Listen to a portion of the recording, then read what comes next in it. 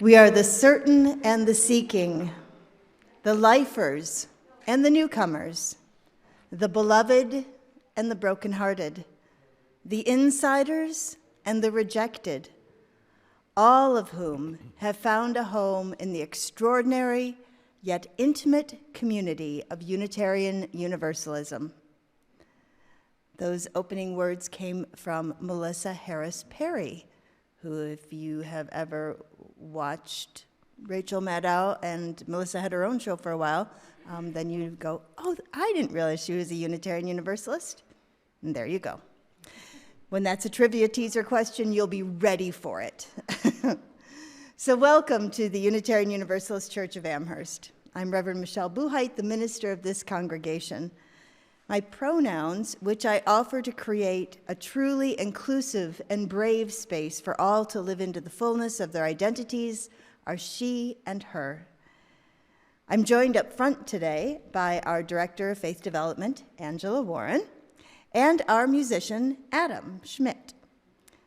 We are so glad that you have chosen to be here virtually, because we are being joined by folks on live stream, and then in the time warp for folks who watch later. And also welcome to those here in the chapel. I have to say, my heart just did a little pitter-pat when I kept seeing cars coming in the driveway. I'm like, oh, they've arrived. So welcome with wide open arms. We note that for our Muslim friends, today is the beginning of the Holy Fast, the 30 days of Ramadan. May this practice bring them closer to their heart's desire. For those here in the chapel, I invite you to put your phones on reverence mode, silencing them so that you and all may be fully present and free from distraction. For those of you watching from home, I give you permission to remove the distractions so that you can be fully present as well. As I was up here, a delightful little birdie came by to let me know that tomorrow is a birthday for Mickey Tannehill. And if you want any more details on any of that, you can ask Mickey, because Mickey and I are friends, and I would never disclose anything that she wouldn't want me to. Oh, sometime soon is a Mickey birthday. There you go. This Friday, sometime. Go ahead and give her presents all week. That would be appropriate. UU Amherst Board Chairperson Karen Thompson has an announcement for us. Well, I'm excited to see all of you back, and excited that we're able to do coffee today, which is an exciting thing. This isn't the announcement. Later, I need to go over the pledge drive just a little bit, but if you want coffee, we need peeps. We need people to help us with making coffee, and that would be wonderful if you would volunteer.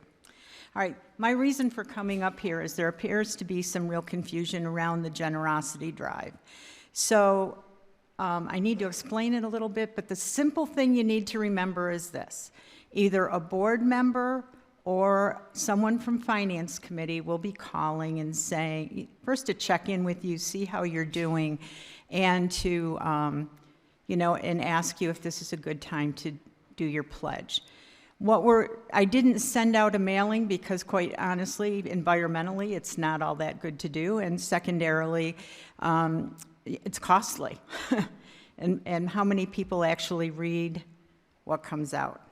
So, back in November, the Finance Committee wanted to make a recommendation to the board. And the recommendation was to move to the calendar year. Now, the reason to go to the calendar year is many. It aligns with the tax year, gives definite costs instead of guesstimates. The major donors who must take mandatory retirement distributions, it lets them plan better. People who invest and get capital gains, it allows them to plan better. It allows us to create raises for staff by the year instead of having it go across 2 years. It gives us clarity with our UUA contributions and have actual full numbers at the annual meeting. Like, we close our books June 30th, but we have our annual meeting 2nd of June, and then the publications come out. So in April, we'll be closing the books. So you'll see numbers, but they aren't going to be truly accurate of the fiscal year that we just had. True costs like insurances, contracts for lawn and snow plowing, those kinds of things, we're splitting them across 2 years instead of one solid year, and it just makes things a lot easier for the bookkeeper, the treasurer, and everyone else. So the how-to of this is the important part. The how-to, we will vote on changing to the calendar year at the annual meeting. In preparation for that, we're doing a 6-month budget. What we are asking, and this is going to sound like a lot, and I just want you to contemplate it a little bit. We're asking that people give 60% of their last year's pledge for this coming 6 months. And why 60%? Because we got hammered with COVID. We weren't able to rent, we weren't able to do fundraising, and whatever reserves we have are minimal at this point. We have the endowment, we can go to the endowment, but our preference is to save that for the capital drive down the road to do building updates and things like that. So a lot of hopeful things to look forward to. So again, you'll get a call from either a board member or somebody on finance. They'll share with you what your pledge was last year. They'll tell you what your 60% is. And if you're able to do it, that would be great. If you can't, that's okay, just do what you're able to do. Also then in November, December, we'll be doing a second pledge drive. That pledge drive will be for an actual year. If you have questions, please see me afterwards, or you could talk to Bruce Becker as well, or Don Tucker as well. Thanks for your time. Bruce is like, what? Talk to who? And I can see that, even though all I can see is his eyes. Before we enter into our worship time, I just want to have you look up. Actually, put your eyeballs so that they look up at the ceiling. So you will notice that on the main beam that is sort of in the center, that there are a total of 4 speakers. And then if you crane your neck and look backwards or do the owl, you'll see at the next one back there are 2 speakers. And then beyond that, underneath the loft, there are speakers that are pointed in hopes of reaching someone back there. But all the best sound is in front of the loft. So if hearing is an issue for you, or if you're just curious about the fullness that you could be experiencing, I invite you at any time to mosey on a little closer to the front. I promise this is not my dastardly way to get you closer, although it does function for that as well. But you'll be able to hear much more fully if you are not underneath the loft. And now our service can begin.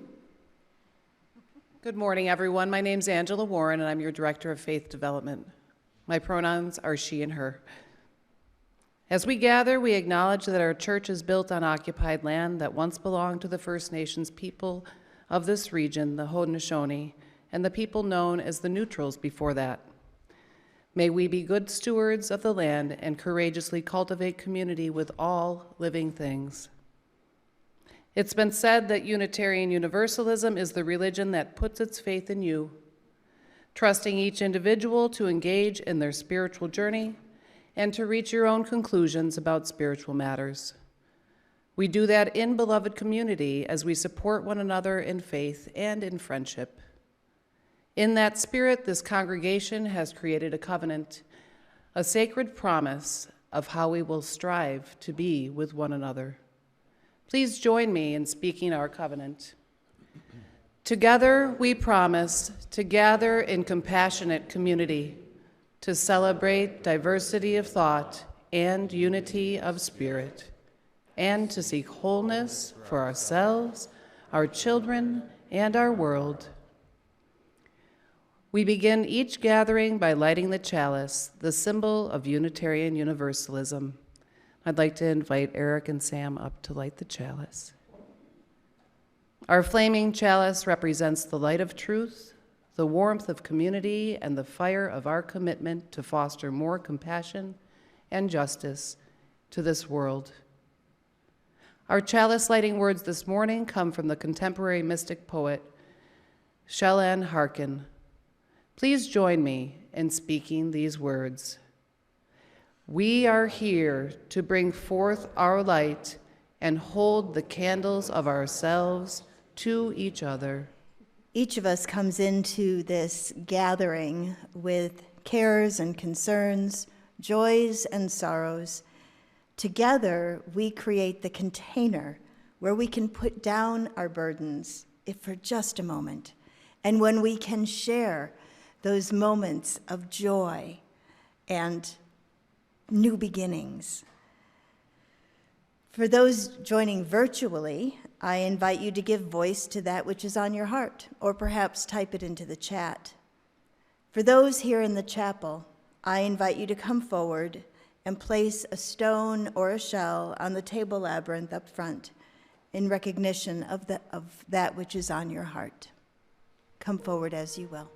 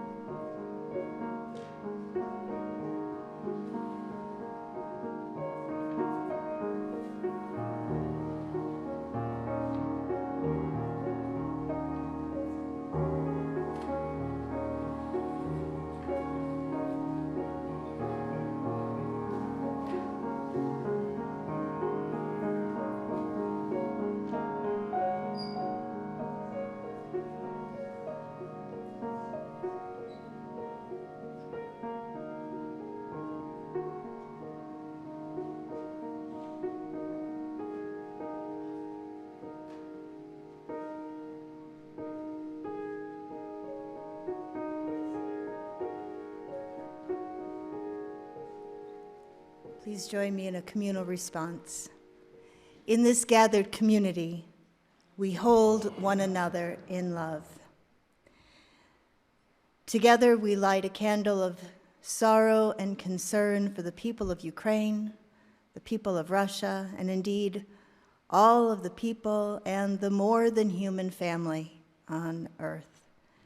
We include in the circle of compassion and care all those who are impacted by acts of aggression and terror.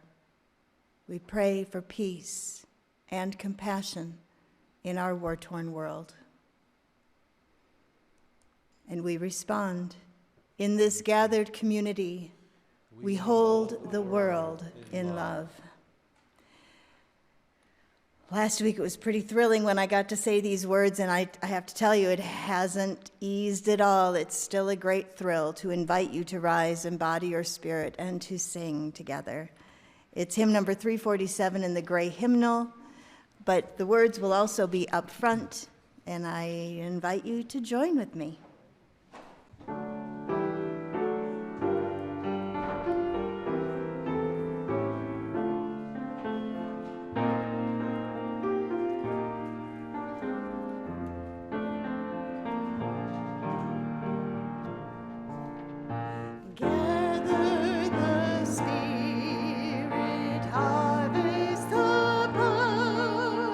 Our separate fires will kindle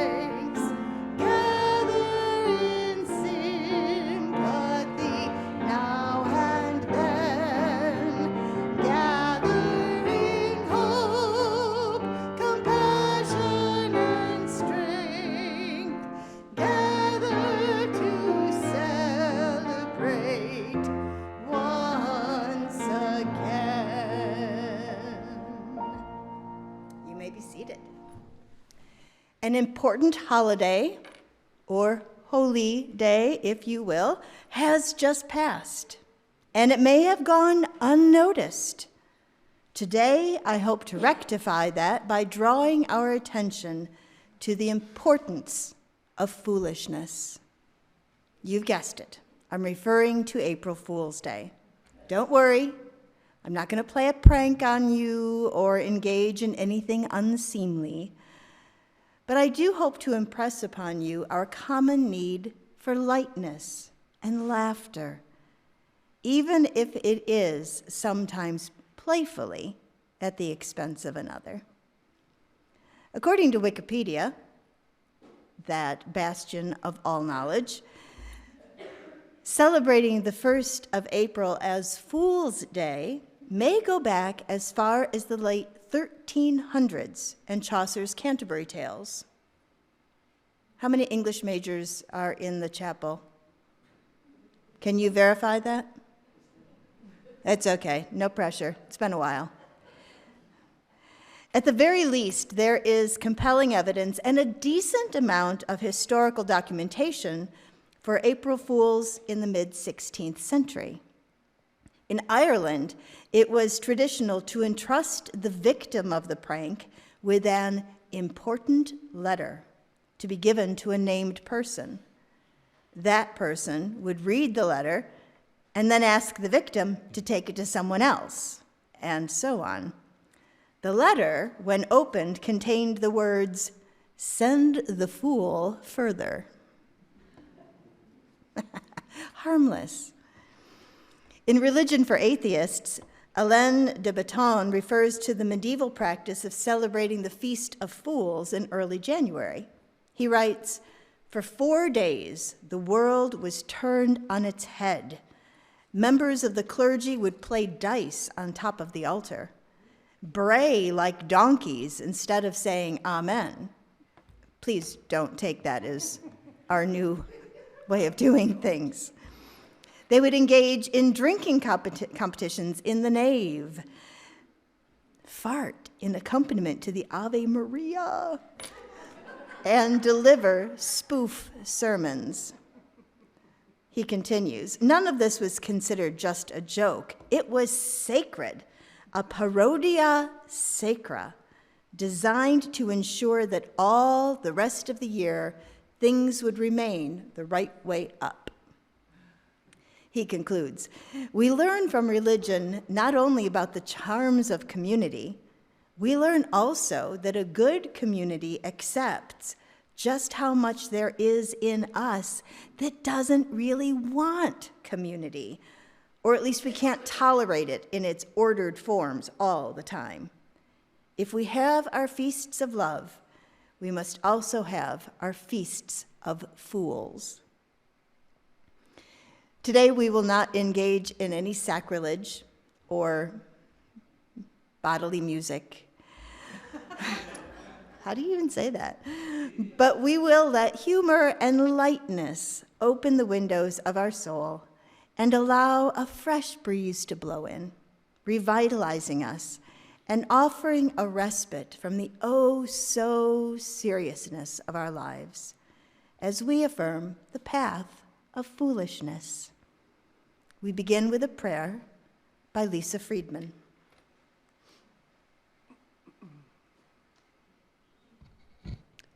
April Fools.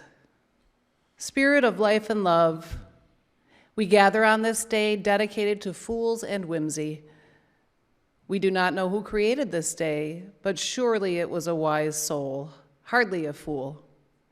For there are indeed days that come to us all when we are one with the trickster, delighting in the world of surprise and laughter, and it lightens our spirits. Then there are days when it feels like the joke must surely be on us, when we wonder if there are other fools like us in the world, clowns whose smiles are not so different from their frowns. But the good news is that there are. We are all fools of a kind, and not just once a year. We have foolish hearts that dare to love, foolish minds that dare to explore, and foolish spirits that dare to dream. Look around. We do not live by reason alone. We need something more. So let us pause for a moment to be grateful for the fools who live in each of us.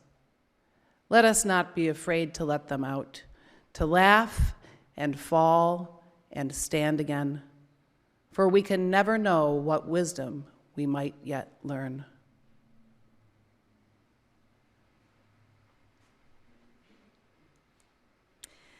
I offer a reading from Meg Barnhouse. Meg is a Unitarian Universalist minister currently serving our congregation in Austin, Texas, one of our congregations. There are a couple in Austin. Meg previously served at the UU Church of Spartanburg, South Carolina, and I had the opportunity to try to follow her when I served there. And, you know, she's just an amazing presence, and it was a challenge. But I want to share a reading from her book, Did I Say That Out Loud? And it's The Goat in the Pickup. Some insights in this world embed themselves in memory and encapsulate a truth about life in a way that words just can't. I saw one of those one day when I was driving up Route 64 in the mountains of North Carolina towards the town of Cashiers. I came up fast behind a slow, flatbed pickup truck. In the back of the truck was a man holding a goat. The goat was standing, stiff-legged, and the man was talking to it. The goat was trying to look over the side of the truck bed, but the scenery whizzing past was no comfort. The man, who had warm brown skin and the clothes of a farmer, kept talking in its ear. Slowly, the goat folded its legs and sat down in the man's lap, lifting its head into the breeze. Eyes closed, it finally relaxed. I could almost hear myself with my next therapy client saying, "Yep, this is a real goat in the back of a pickup truck situation." I recognized the situation. I have been a goat in the back of a pickup truck, heaving itself around mountainous curves, out of place, out of my element, deeply confused with no helpful experience to help deal with my predicament. Sometimes there was someone whispering in my ear, "Just stay calm. Sit down. Give up. Everything's going to be all right." In such situations, the first thing I want to do is keep my feet. I want to stand up, ready to spring into action at a moment's notice. I want to see over the side, even though that only makes things worse. I can't figure out if I'm on my way to a better place with deeper grass and better company, or whether I'm being transported to the slaughterhouse. The whole time, the voice is saying, "Just sit for a while and relax. Surrender to events. Don't try to intervene at this time. Detach yourself from outcomes." I don't know whether the voice is from the spirit of life or the goat meat factory. Eventually, I figure out that there is nothing to be done at this point. My fear isn't helping. My feet can't help. My alertness is working against me. I need to let go until such time as action is possible.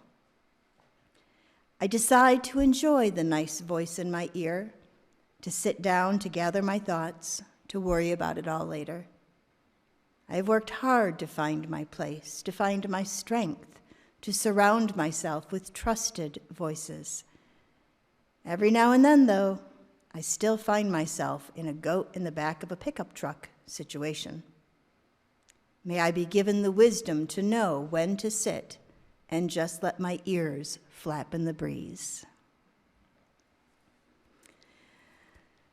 I will be so bold as to say that the pandemic experience has made us all goats in the back of a pickup truck, trying to keep our feet, ready to spring into action, when the best thing we could do has been to simply lie down and trust the voice that says, everything will be all right.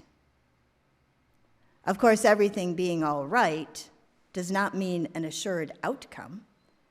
As Meg Barnhouse notes, in order to set aside our anxiety, we must become detached about outcomes.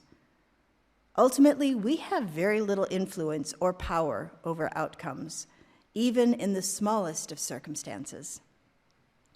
The best we can do is let go of our expectations and try to quiet the anxiety so that our prefrontal cortex can come back online. Douglas Adams' comedic sci-fi series reminds us that on the cover of The Hitchhiker's Guide to the Galaxy, there are just 2 words: don't panic. But perhaps you haven't read Hitchhiker.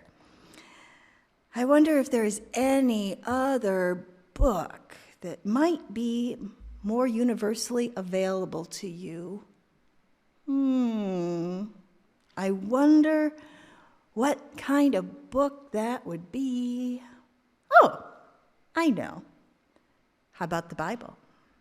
You're familiar with that one, right? At least you've heard of it. It's a big book made up of other much smaller books, some of which are only a couple chapters long, almost like the board books that I have for my grandbabies. So let's all, with your hands, let's open our invisible Bibles. Ready, get set, go. Very nice. Turn to the story of Daniel. You know, he's the guy associated with the lion's den. This is not that particular story, but definitely related to it, as it involves Daniel as an advisor to King Nebuchadnezzar. This retelling comes from Christian theologian Frederick Buechner. Nebuchadnezzar was in such a state when Daniel arrived at about 4 a.m. with a raincoat thrown over his pajamas that all the customary grovelings and mumbo-jumbo were dispensed with. And he received them the way any man might receive another at that hour. Any man, that is, who'd just been scared out of his wits. The guards with their leash of panthers were dismissed. The slatted ivory blinds were pulled shut. And sitting bolt upright in the middle of his bed, with the covers clutched in a knot at his throat, the king stammered out his appalling dream. He said there was this enormous tree, so heavy with leaves and fruit that it gave shade for miles around, and all the beasts of the field came to take their ease in it. "That's you," Daniel said. He said, "There was this creature who came down from the heaven bearing orders that the tree was to be chopped down, its branches lopped off, and all its leaves and fruit scattered." "I guess you know where those orders came from," Daniel said. He said that the mutilated stump that was Nebuchadnezzar had its heart changed to a beast's heart and ate grass with the oxen, and its hair got all matted like feathers, and its nails grew long and yellow like an owl's. "That's to help you get back in touch with reality," Daniel said. "You've gotten so used to being treated like a god, you've started believing you are one." When the thing finally happened, everybody was very tactful. Nebuchadnezzar would come grazing across the lawn on all fours, and they'd look the other way. He'd lift his leg on the marble balustrade, and business would go on as usual. He'd squat out there in the hanging gardens, howling into the dusk, as naked as the day he was born. But from everyone's polite expressions, you would have thought it was just the court musicians tuning up for the evening cotillion. He was still lying out there on the grass one morning when the sun started to come up, and by the time it had cleared the tops of the tallest palms, he was back on 2 feet again and behaving quite normally. The way he explained it was that as he'd lain there watching the golden rays fan out across the sky, he'd suddenly realized that even a great king like himself must look pretty cheap compared with a god who could put on a show like that once a day, and kept putting it on whether the audience was worth it or not, because that was the kind of God he was. "Now you're starting to talk sense," Daniel said. It wasn't long after this that Nebuchadnezzar got back into the office again full-time with Daniel as his right-hand man. Except for a certain uneasiness in the presence of ruminants and an occasional friendly chat with his psychiatrist, it was comparatively clear sailing from there on out. I just love that last bit, except for a certain uneasiness in the presence of ruminants and an occasional friendly chat with his psychiatrist. It was comparatively clear sailing from there on out. I appreciate the way Frederick Buechner has taken the two-dimensional, flat character of King Nebuchadnezzar and made him, if not likable, at least understandable. The shape of this story is probably as old as humanity.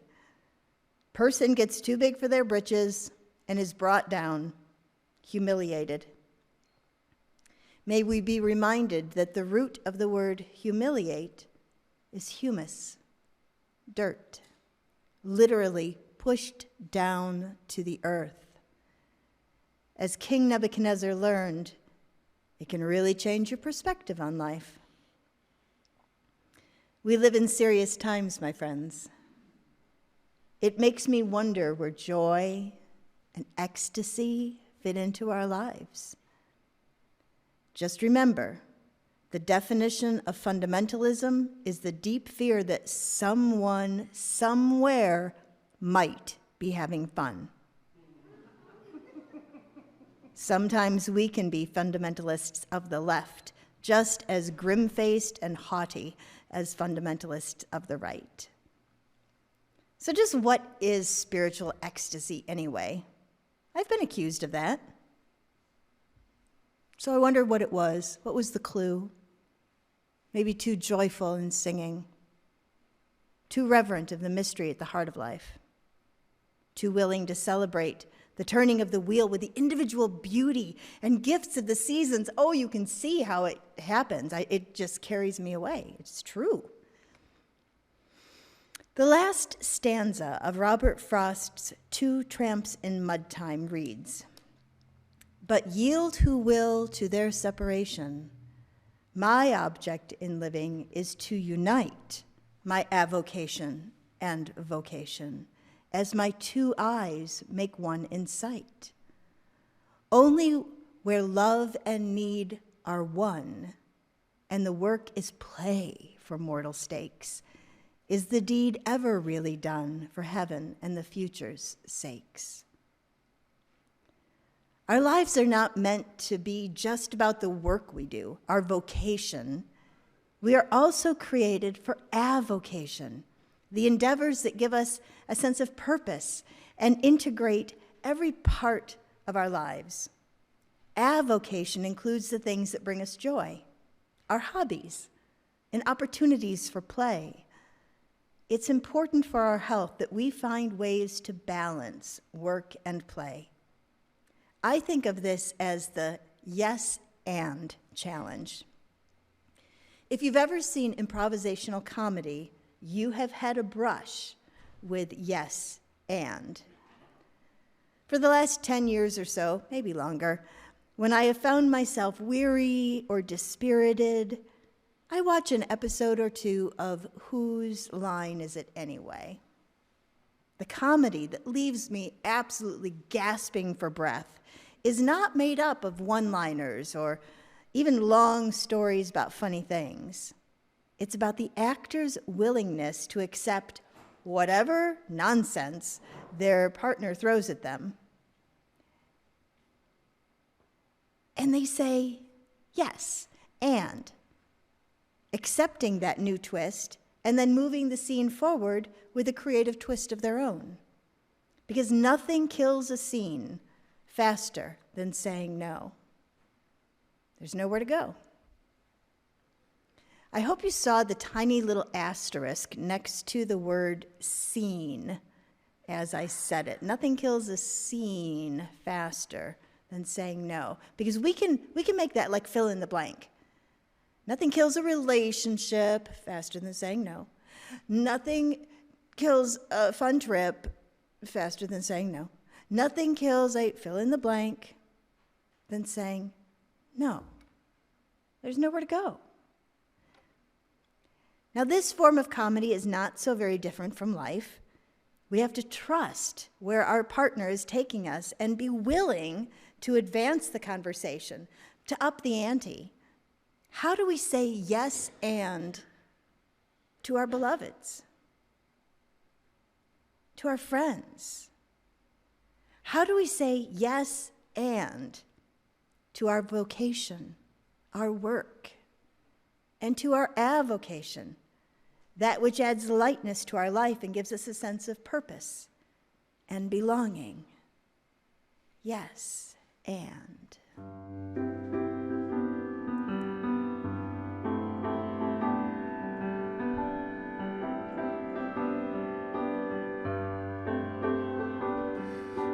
Down and confused, and you don't remember who you're talking to. Concentration slips away,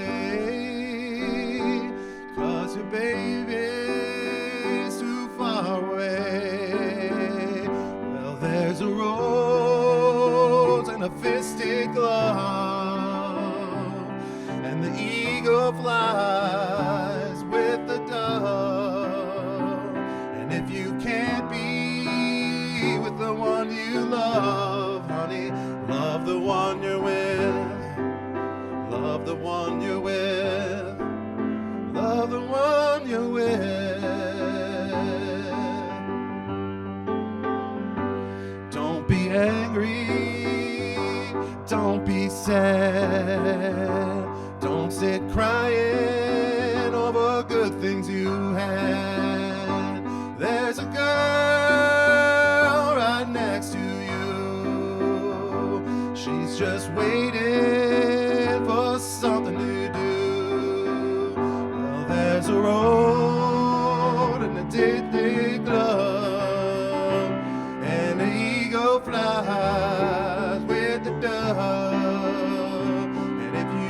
Be with the one you love, honey.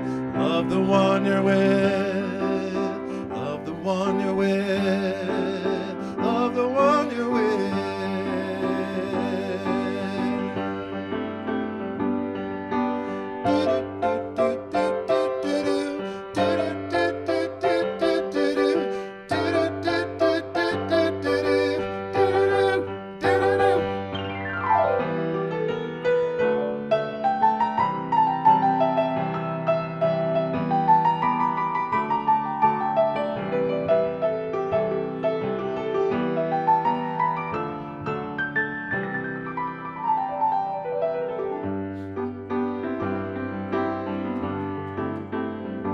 Turn your heartache right into joy.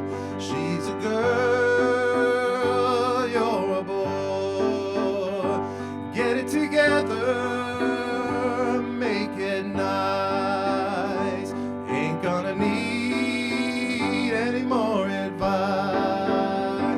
There's a rose in a fisted glove, and the eagle flies with the dove. And if you can't be with the one you love, honey, love the one you're with.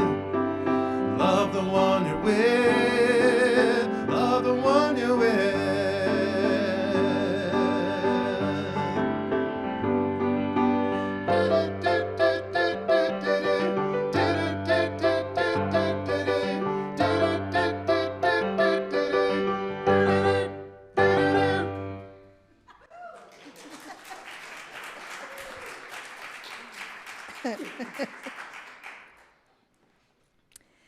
This week, Angela and I were at a retreat for UU religious professionals in what used to be known as the St. Lawrence District, basically all of New York this side of the Hudson.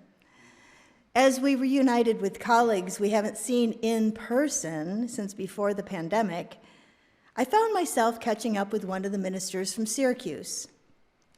I was really surprised to hear myself describing my current spiritual life as having a love affair with Mary Magdalene. Jesus and I are still estranged. But maybe through Mary Magdalene, we could start over. In that moment, I realized I was loving the one I was with. My curiosity and engagement with learning more about this misunderstood character in the gospel drama is transforming my improvisational scene-stalling no to a creative and life-giving yes and. This reading comes from Kaylin Haught. God says yes to me. I asked God if it was okay to be melodramatic, and she said yes. I asked her if it was okay to be short, and she said, it sure is.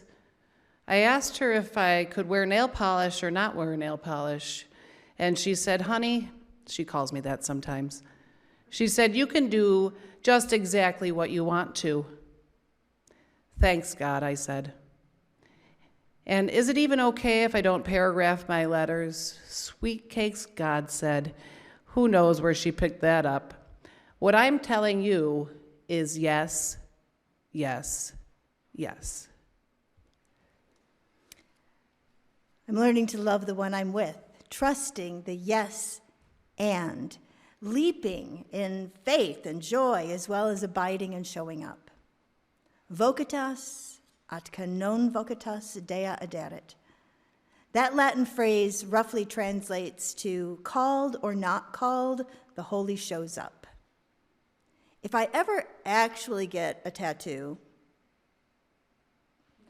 but if I ever do, that might be the reminder that I would want to give myself, called or not called.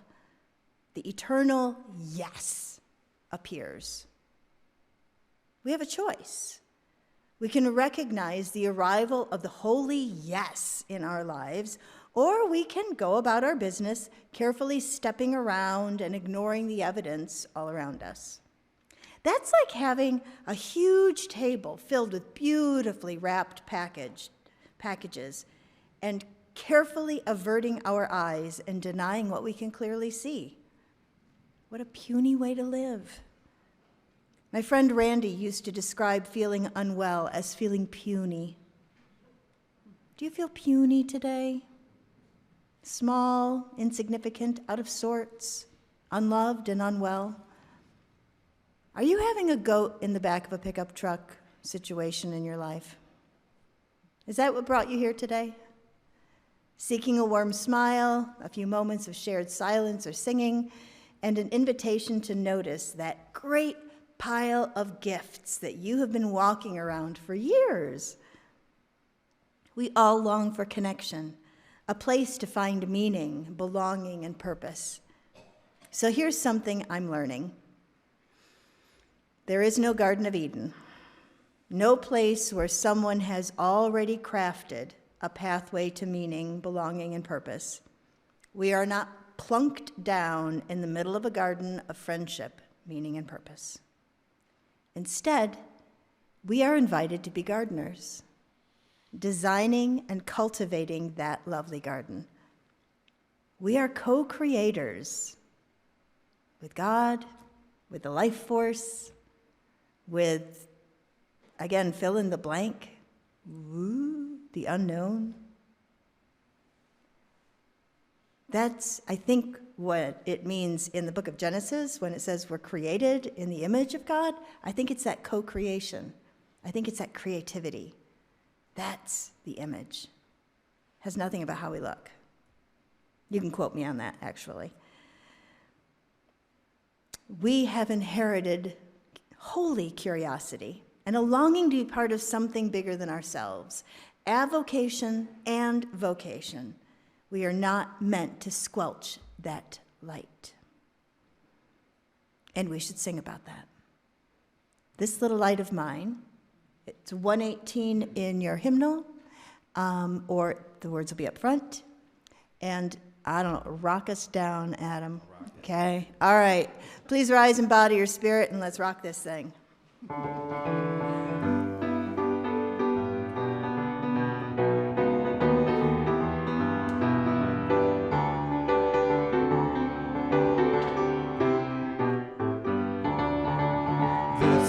light of mine. I'm gonna let it shine. This little light of mine. I'm gonna let it shine. This little light of mine. I'm gonna let it shine. Let it shine. Let it shine. Everywhere I go, I'm gonna let it shine. Everywhere I go, I'm gonna let it shine. Everywhere I go, I'm gonna let it shine. Let it shine, let it shine, let it shine. Building up a world, I'm gonna let it shine. Building up a world, I'm gonna let it shine. Building up a world, I'm gonna let it shine. Let it shine, let it shine, let it shine. This little light of mine, I'm gonna let it shine. This little light of mine, I'm gonna let it shine. This little light of mine, I'm gonna let it shine.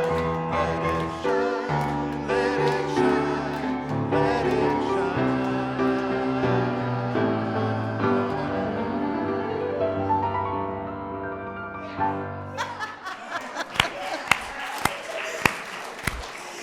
You may be seated. Your secret is safe. No one will know you actually clapped. It's okay. It was just a soundtrack for those of you online. Today is special, not only because of the April Fool's holiday that reminds us to lighten up and balance vocation and avocation, but because for the first time in more than 2 years, we are able to share a time of fellowship following the service. Yes, my friends, the day has finally arrived. Coffee hour has returned. I know you don't come to hear me. I know you come to visit with one another in coffee hour, and I'm really okay with that. Hot and cold beverages will be available in the Emerson room, just through the double doors at the back, immediately following the service. And the UU Amherst Music Ensemble have created a very special recording to mark this special day.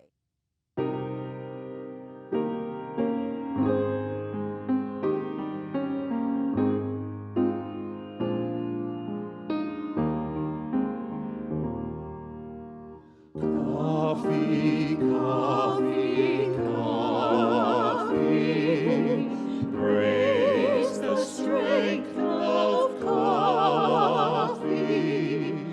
Early in the morning.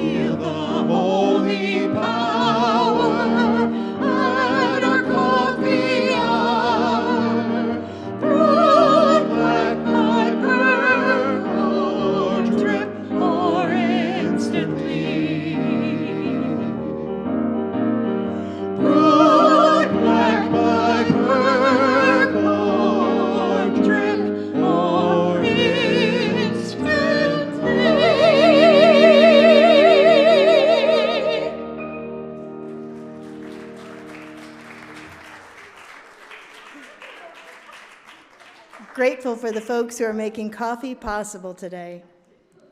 Thank you for joining the gathering today. I hope you have been inspired and uplifted by sharing this time together. You can support the work and mission of this congregation with your financial contributions and your volunteering contributions. The volunteering contributions, you'll need to talk to someone. The financial contributions can be put in a basket on your way out. For those participating virtually, take a moment and visit our website, uuamherst.org, and click on the giving link. Or anybody can text your gift to 833-987-1968. Please join me as we extinguish our chalice with these familiar words.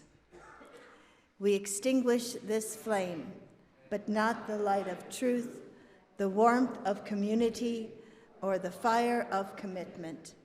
These we carry in our hearts until we are together again.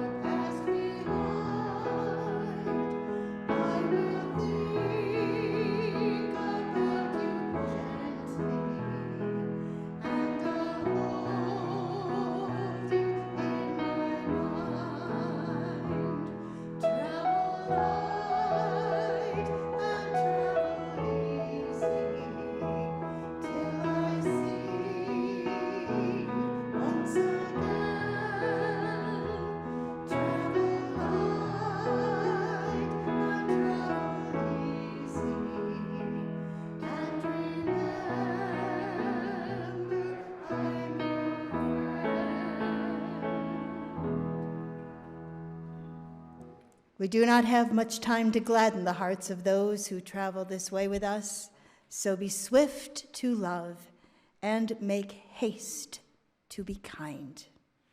Go in peace.